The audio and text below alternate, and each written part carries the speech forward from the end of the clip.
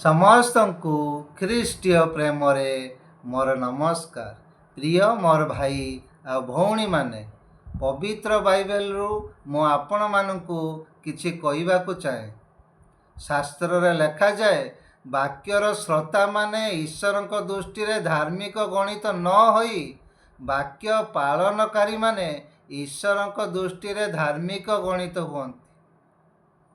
ଆମେ ରବିବାର ମଣ୍ଡଳୀ ଯାଉଛେ, ବାକ୍ୟ ଶୁଣୁଛେ। ଆମେ ମୋବାଇଲ ଦ୍ୱାରା ବି ବାକ୍ୟ ଶୁଣୁଛେ। ଆମେ ପ୍ରତ୍ୟେକ ଦିନ ବାଇବେଲ ବି ପଢ଼ୁଛେ, କିନ୍ତୁ ତାହା କେତେ ଆମେ ପାଳନ କରୁଛେ ତାହା ପରମେଶ୍ୱର ଦେଖନ୍ତି।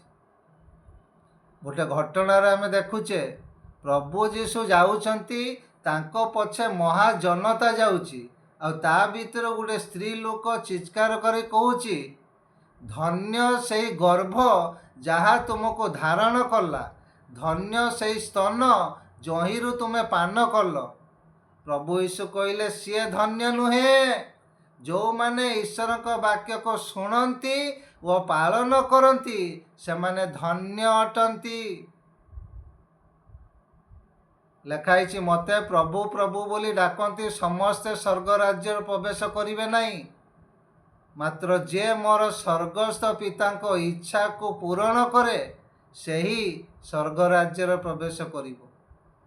ଆମେ ଖାଲି ବାକ୍ୟ ଶୁଣିବା ତା ନୁହେଁ, ବାକ୍ୟକୁ ଆମକୁ ପାଳନ କରିବାର ଅଛି।